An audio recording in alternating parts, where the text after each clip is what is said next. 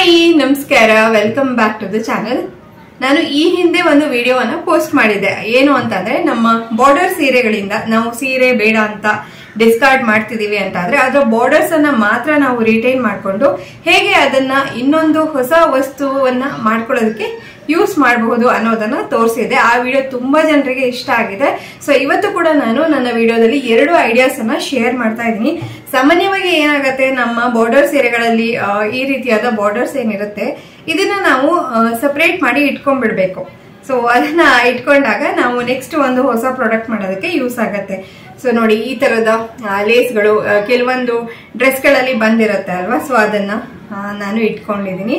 ಹಾಗೆ ನಾನು ಹೊಸ ಹೊಸ ವಿಡಿಯೋಸ್ ಅನ್ನ ಮಾಡೋದಕ್ಕೆ ನನಗೆ ಸಾಕಷ್ಟು ವಸ್ತುಗಳು ಬೇಕಾಗ್ತಾನೆ ಇರುತ್ತೆ. ಸೊ ನನಗೆ ಅವಕಾಶ ಸಿಕ್ಕಿದಾಗೆಲ್ಲ ನಾನು ಈ ರೀತಿಯಾಗಿ ಕಲೆಕ್ಟ್ ಮಾಡಿ ಇಟ್ಕೊಳ್ತೀನಿ. ಹಾಗೆ ನಾನು ಈ ತರದ ಲೇಸ್ ಗಳನ್ನ ರೀಸೆಂಟ್ ಆಗಿ ಪರ್ಚೇಸ್ ಕೂಡ ಮಾಡಿದೆ. ನೋಡಿ, ಈ ತರದ ಲೇಸ್ಗಳು ಬ್ಲೌಸ್ ಮತ್ತೆ ಡ್ರೆಸ್ ಹೊಲಿಯೋರಿಗೆಲ್ಲ ತುಂಬಾನೇ ಫೆಮಿಲಿಯರ್ ಇರುತ್ತೆ. ಈ ತರದ ಲೇಸ್ಗಳು ನಮ್ಗೆ ಮೀಟರ್ ಲೆಕ್ಕದಲ್ಲಿ ಅವೈಲೇಬಲ್ ಇರುತ್ತೆ. ಸೊ ಈ ತರದನ್ನು ತಗೊಂಡಿದ್ದೀನಿ. ನೆಕ್ಸ್ಟ್ ಈ ತರದ್ದು ಒಂದು ತಗೊಂಡಿದ್ದೀನಿ. ಸೊ ಈ ತರದ ಲೇಸ್ ಗಳನ್ನೇ ಬಳಸ್ಕೊಂಡು ಹೇಗೆ ನಾವು ಹೊಸ ವಸ್ತುವನ್ನ ಮಾಡಬಹುದು ಅನ್ನೋದಕ್ಕೆ ಇವತ್ತು 2 ಐಡಿಯಾಸ್ ಅನ್ನ ಶೇರ್ ಮಾಡಿದೀನಿ. ಬನ್ನಿ ಇವಾಗ ವಿಡಿಯೋವನ್ನ ನೋಡ್ಕೊಂಡ್ ಬರೋಣ.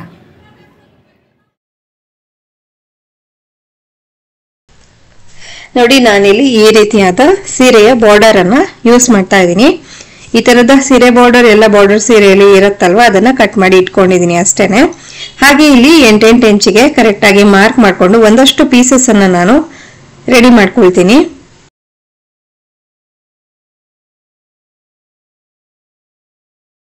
ಸೊ ಇಷ್ಟು ರೆಡಿ ಆಯ್ತು. ಇವಾಗ ಒಂದು ಪೀಸ್ ಅನ್ನ ಏನ್ ಮಾಡ್ತೀನಿ ಅಂದ್ರೆ ಈ ತರ 4 ಫೋಲ್ಡ್ ಮಾಡ್ಬಿಟ್ಟು ಒಂದು ಸ್ಟ್ರಾಪ್ ರೀತಿಯಾಗಿ ರೆಡಿ ಮಾಡ್ಕೊಳ್ತೀನಿ.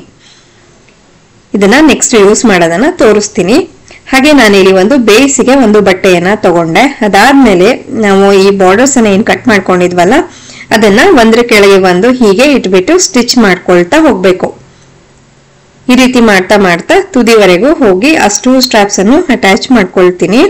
ಅಟ್ಯಾಚ್ ಮಾಡ್ಕೊಂಡು ಎಕ್ಸ್ಟ್ರಾ ಬಂದಿರುವಂತ ಬಟ್ಟೆನೆಲ್ಲ ಕಟ್ ಮಾಡ್ಕೊಂಡು ನೋಡಿ, ಈ ರೀತಿಯಾದ ಒಂದು ಬೇಸ್ ಬಟ್ಟೆ ರೆಡಿ ಆಯ್ತು. ಈಗ ನಾನು ಇದನ್ನ ಕರೆಕ್ಟ್ ಆಗಿ ಈ ರೀತಿಯಾಗಿ ಫೋಲ್ಡ್ ಮಾಡ್ಕೊಳ್ತೀನಿ. ಕ್ಲೋಸ್ ಸೈಡ್ ಏನಿದೆ, ಕ್ಲೋಸ್ಡ್ ಸೈಡ್ ಇರೋ ಅಲ್ಲಿ ನಾನು 1 ಇಂಚಿಗೆ ಒಂದು ಮಾರ್ಕ್ ಅನ್ನ ಮಾಡ್ಕೊಳ್ತೀನಿ. ಆ ರೀತಿಯಾಗಿ ಮಾರ್ಕ್ ಮಾಡ್ಕೊಂಡು ಒಂದು ಲೈನ್ ಅನ್ನ ಹಾಕೊಳ್ತೀನಿ. ನಂತರ ಅಲ್ಲಿ ಕಟ್ ಮಾಡ್ಕೊಳ್ತೀನಿ. ಈಗ 3 ಪೀಸಸ್ ಏನ್ ಬಂತಲ್ವಾ, ನೋಡಿ ಈ ತರ ಕಾಣಿಸ್ತಾ ಇದೆ. ಇಲ್ಲಿ ನಾನು ಇವಾಗ ಈ ರೀತಿಯಾಗಿ ಜಿಪ್ ಅನ್ನ ಇಟ್ಬಿಟ್ಟು ಜಿಪ್ಸ್ ಅನ್ನ ಅಟ್ಯಾಚ್ ಮಾಡ್ತೀನಿ. ಜಿಪ್ ಅಟ್ಯಾಚ್ ಮಾಡೋದು ಹೇಗೆ ಅನ್ನೋದ್ರ ಬಗ್ಗೆನೇ ಒಂದು ಡೀಟೇಲ್ ವಿಡಿಯೋವನ್ನ ಈಗಾಗಲೇ ನಮ್ಮ ಚಾನಲ್ ನಲ್ಲಿ ಪೋಸ್ಟ್ ಮಾಡಿದ್ದೀನಿ. ಲಿಂಕ್ ಅನ್ನ ಡಿಸ್ಕ್ರಿಪ್ಷನ್ ಅಥವಾ ಐ ಕಾರ್ಡ್ ನಲ್ಲಿ ಕೊಟ್ಟಿರ್ತೀನಿ, ಚೆಕ್ ಮಾಡಬಹುದು. ಈಗ ಜಿಪ್ ಅನ್ನ ಅಟ್ಯಾಚ್ ಮಾಡಿದಾಯ್ತು. ನಂತರ ನಾನಿಲ್ಲಿ ರನ್ನರ್ ಅನ್ನು ಕೂಡ ಇನ್ಸರ್ಟ್ ಮಾಡ್ಕೊಳ್ತೀನಿ. ಈಗ ನೋಡಿ, ಈ ತರ ಕಾಣಿಸ್ತಾ ಇದೆ. ನೆಕ್ಸ್ಟ್ ಇಲ್ಲಿ ಪಾಕೆಟ್ಸ್ ಅನ್ನ ಕ್ರಿಯೇಟ್ ಮಾಡೋದಕ್ಕೆ ನಮ್ಗೆ ಮತ್ತೆ ಬೇಸ್ ಬಟ್ಟೆ ಬೇಕಾಗುತ್ತೆ. ಸೊ ಇಲ್ಲಿ ನಾನು ಮತ್ತೆ ಒಂದು ಬೇಸಿಗೆ ಒಂದು ಬಟ್ಟೆಯನ್ನ ಮಾರ್ಕ್ ಮಾಡ್ಕೊಂಡು ಕಟ್ ಮಾಡ್ಕೊಳ್ತೀನಿ. ಈ ರೀತಿಯಾಗಿ ಕಟ್ ಮಾಡ್ಕೊಂಡಿದ್ದಾಯ್ತು. ಇವಾಗ ನಾನು ಸುತ್ತಲೂ 4 ಕಡೆಗೂ ಸ್ಟಿಚ್ ಹಾಕ್ಬೇಕು. ಮತ್ತೆ 2 ಜಿಪ್ಪಿನ ಮಧ್ಯೆ ಕೂಡ ಒಂದು ಸ್ಟಿಚ್ ಬರಬೇಕು. ಇದಾದ್ಮೇಲೆ ಏನ್ ಮಾಡ್ಬೇಕು ಅಂದ್ರೆ, ನಾನು ಈ ಸ್ಟ್ರಾಪ್ ಅನ್ನ ರೆಡಿ ಮಾಡ್ಕೊಂಡಿದ್ನಲ್ಲ, ಅವಾಗಲೇ ತೋರಿಸಿದ್ನಲ್ಲ, ಅದನ್ನ ಹೀಗೆ 2 ಜಿಪ್ಗಳ ಸೆಂಟರ್ ನಲ್ಲಿ ಇಟ್ಬಿಟ್ಟು ಸ್ಟಿಚ್ ಮಾಡಬೇಕು. ಈಗ ನಾನು ಸ್ಟಿಚ್ ಮಾಡ್ಕೊಂಡಿದ್ದಾಯ್ತು. ನೆಕ್ಸ್ಟ್ ಏನ್ ಮಾಡ್ಬೇಕು ಅಂದ್ರೆ ಈ ತರ ಫೋಲ್ಡ್ ಮಾಡ್ಬಿಟ್ಟು 2 ಕಡೆಗೂ ಸ್ಟಿಚ್ ಅನ್ನ ಹಾಕೊಳ್ಬೇಕು. 2 ಸೈಡ್ಸ್ಗೆ ಸ್ಟಿಚ್ ಅನ್ನ ಹಾಕ್ಬೇಕು. ನಂತರ ಇದನ್ನ ಈ ರೀತಿ ಸೀದಾ ಮಾಡ್ಕೊಳ್ಬೇಕು. ಸೀದಾ ಮಾಡ್ಕೊಂಡಿದ್ದಾದ್ಮೇಲೆ ಈ ಬೇಸ್ ಏನು ಓಪನ್ ಕಾಣಿಸ್ತಾ ಇದೆ ಅಲ್ಲಿ ನಾನು ಹೊರಗಡೆಯಿಂದಾನೆ ಒಂದು ಸ್ಟಿಚ್ ಅನ್ನ ಹಾಕೊಳ್ತೀನಿ.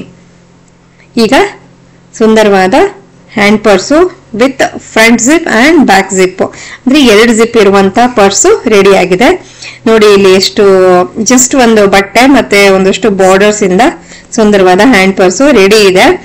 ಇಲ್ಲಿ ನೀವು ಮುಂದ್ಗಡೆ ಬೇಕಿದ್ರೆ ಕ್ಯಾಶು, ಕಾರ್ಡ್ಸ್ ಅದನ್ನೆಲ್ಲ ಇಟ್ಕೊಂಡ್ರು ಹಿಂದ್ಗಡೆ ಪರ್ಸ್ ಅಲ್ಲಿ, ಹಿಂದ್ಗಡೆ ಪಾಕೆಟ್ ಅಲ್ಲಿ ಮೊಬೈಲ್ ಇಟ್ಕೊಳ್ಬಹುದು. ಈ ರೀತಿಯಾಗಿ ಯೂಸ್ ಮಾಡಬಹುದು. ಸೊ ನೋಡಿದ್ರಲ್ವಾ, ಇವತ್ತಿನ 2ನೇ ಐಡಿಯಾ ಯಾವುದು ಅಂತ ನೋಡೋಣ. 2ನೇ ಐಡಿಯಾ ಮಾಡೋದಕ್ಕೆ ನಾನಿಲ್ಲಿ ಈ ರೀತಿಯಾದ ಬ್ಲೌಸ್ ಪೀಸ್ ಅನ್ನ ತಗೊಂಡಿದ್ದೀನಿ. ಇದು ಸಾಮಾನ್ಯವಾಗಿ ನಮ್ಗೆ ಅರ್ಶಿನ ಕುಂಕುಮ ಜೊತೆ ಎಲ್ಲ ಕೊಟ್ಟಿರ್ತಾರಲ್ವಾ, ಆ ತರದ ಬ್ಲೌಸ್ ಪೀಸ್. ಇದು ಪ್ಲೇನ್ ಆಗಿ ಇದೆ, ಹಾಗೆ ಸ್ವಲ್ಪ ಥಿನ್ ಆಗಿ ಕೂಡ ಇದೆ. 9.5 by 13 ಇಂಚಿಗೆ ಒಂದು ಮಾರ್ಕ್ ಅನ್ನ ಮಾಡ್ಕೊಂಡು ಅದೇ ಪ್ರಕಾರವಾಗಿ ಕಟ್ ಮಾಡ್ಕೊಳ್ತೀನಿ. ಹಾಗೆ ಇದು 2 ಲೇಯರ್ ಅಲ್ಲಿ ನಿಮ್ಗೆ ಕಾಣಿಸ್ತಿರೋದು, 2 ಲೇಯರ್ ಅಲ್ಲಿ ಇದೆ ಬಟ್ಟೆ. ಹಾಗೆ ನಾನು ಕಟ್ ಮಾಡ್ಕೊಂಡೆ ಕೂಡ. ಈಗ ಮಧ್ಯದಲ್ಲಿ ನಾನು ಸ್ಪಾಂಜ್ ಅನ್ನ ಇಡ್ತಾ ಇದ್ದೀನಿ. ಹಾಗೆ ಈ ಒಂದು ಮೇನ್ ಬಟ್ಟೆ ಏನಿತ್ತು ಎರಡಕ್ಕೂ ಒಂದೇ ಕಲರ್ ಅನ್ನೇ ಯೂಸ್ ಮಾಡ್ತಿರೋದು. ಸೊ ಎಲ್ಲವನ್ನು ಒಟ್ಟಿಗೆ ಇಟ್ಬಿಟ್ಟು ಈ ರೀತಿಯಾಗಿ ಕ್ವಿಲ್ಟ್ ಮಾಡ್ಕೊಳ್ತೀನಿ. ಈ ರೀತಿಯಾಗಿ ನಾನು ಕ್ವಿಲ್ಟು ಏನು ಅಂದ್ರೆ ಸ್ವಲ್ಪ ಹತ್ರನೇ ಸ್ಟಿಚಸ್ ಅನ್ನ ಹಾಕೊಳ್ತೀನಿ. ಇದು ಬಟ್ಟೆ ಪ್ಲೇನ್ ಇರೋದ್ರಿಂದ ಹಾಗೆ ಶೈನಿ ಇರೋದ್ರಿಂದ ಕ್ವಿಲ್ಟಿಂಗು ಸ್ವಲ್ಪ ಜಾಸ್ತಿ ಮಾಡಿದ ಹಾಗೆ ಚೆನ್ನಾಗಿ ಕಾಣಿಸುತ್ತೆ ಈ ಬಟ್ಟೆ ಮೇಲೆ. ಪ್ರಿಂಟ್ ಎಲ್ಲ ಇದ್ರೆ ಜಾಸ್ತಿ ಕ್ವಿಲ್ಟಿಂಗ್ ಎಲ್ಲ ಬೇಕಾಗೋದಿಲ್ಲ. ಇದು ಪ್ಲೇನ್ ಇದೆ ಅಲ್ವಾ, ಹಾಗಾಗಿ ಕ್ವಿಲ್ಟಿಂಗ್ ಅಲ್ಲೇ ಇದರದ್ದು ಒಂದು ಲುಕ್ ಎನ್ಹಾನ್ಸ್ ಆಗತ್ತೆ. ಈಗ ಕ್ವಿಲ್ಟ್ ಮಾಡಿ ಒಂದು ಸಿಂಗಲ್ ಪೀಸು ರೆಡಿ ಮಾಡಿದಾಯ್ತು. ಈಗ ಈ ರೀತಿಯಾಗಿ ಸೆಂಟರ್ಗೆ ಒಂದು ಮಾರ್ಕ್ ಮಾಡ್ಕೊಂಡು ಕರೆಕ್ಟ್ ಆಗಿ ನಾನು ಅಲ್ಲಿ ಕಟ್ ಮಾಡ್ಕೊಳ್ತೀನಿ.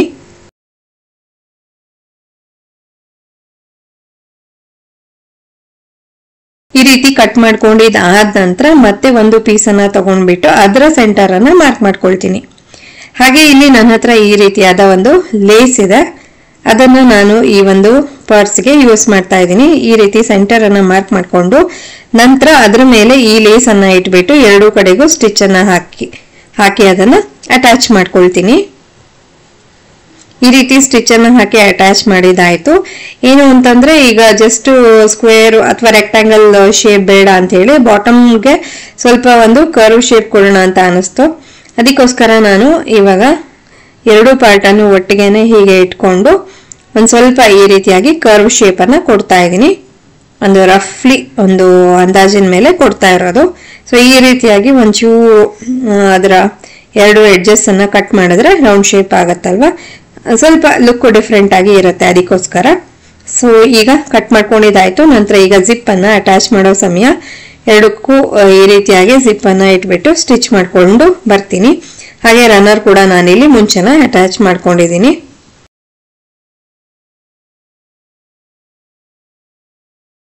ಈಗ ನಾನು ಜಿಪ್ ಅನ್ನ ಅಟ್ಯಾಚ್ ಮಾಡ್ಕೊಂಡಿದ್ದಾಯ್ತು. ಒಂದು ಸ್ಟ್ರಾಪ್ ಅನ್ನ ರೆಡಿ ಮಾಡಬೇಕು.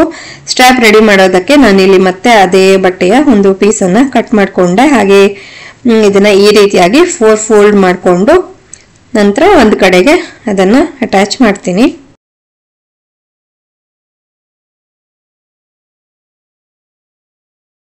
ಜಿಪ್ಪಿನ ಕೆಳಗೆ ಬರಬೇಕು ಅದು ಸ್ಟ್ರಾಪು.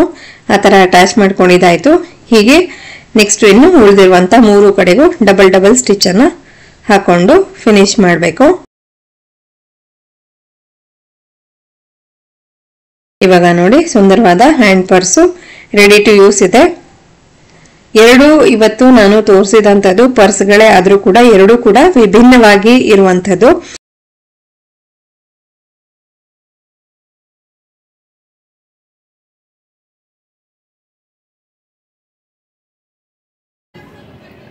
ಸೊ ನೋಡಿದ್ರಲ್ವಾ, ಬೇಡದೇ ಇರುವಂತಹ ಲೇಸ್ಗಳು ಬಾರ್ಡರ್ಗಳನ್ನೆಲ್ಲ ಬಳಸ್ಕೊಂಡು ಹೇಗೆ ನಾವು ಅದನ್ನ ಹೊಸ ವಸ್ತುವಾಗಿ ಕನ್ವರ್ಟ್ ಮಾಡ್ಕೊಳ್ಬಹುದು ಅಂತ ಹೇಳಿ ಇವತ್ತಿನ 2 ಐಡಿಯಾಸ್ ಅಲ್ಲಿ ನಿಮ್ಗೆ ಯಾವ ಐಡಿಯಾ ಜಾಸ್ತಿ ಇಷ್ಟ ಆಯ್ತು ಅನ್ನೋದನ್ನ ನಮಗೆ ಕಮೆಂಟ್ ಅಲ್ಲಿ ತಿಳಿಸೋದಕ್ಕೆ ಮರಿಬೇಡಿ. ಸೊ ಈ ವಿಡಿಯೋ ನಿಮ್ಗೆ ಇಷ್ಟ ಆಗಿದ್ರೆ ಪ್ಲೀಸ್ ಒಂದು ಲೈಕ್ ಅನ್ನ ಕೊಡಿ. ಚಾನಲ್ಗೆ ಹೊಸಬರಾಗಿದ್ರೆ ದಯವಿಟ್ಟು ಸಬ್ಸ್ಕ್ರೈಬ್ ಮಾಡ್ಕೊಂಡು ನೋಡಿ. ಹಾಗೆ ನಿಮ್ಮ ಫ್ರೆಂಡ್ಸ್ ಫ್ಯಾಮಿಲಿ ಯಾರೆಲ್ಲ ಇದ್ದಾರೋ ಅವ್ರಿಗೆಲ್ಲ ನನ್ನ ವಿಡಿಯೋಸ್ ಅನ್ನ ಶೇರ್ ಮಾಡಿ. ಸೊ ಇನ್ನೊಂದು ಹೊಸ ವಿಡಿಯೋದೊಂದಿಗೆ ಭೇಟಿ ಆಗೋಣ. ಅಲ್ಲಿವರೆಗೂ ಎಲ್ರಿಗೂ ಧನ್ಯವಾದಗಳು. Take care and bye.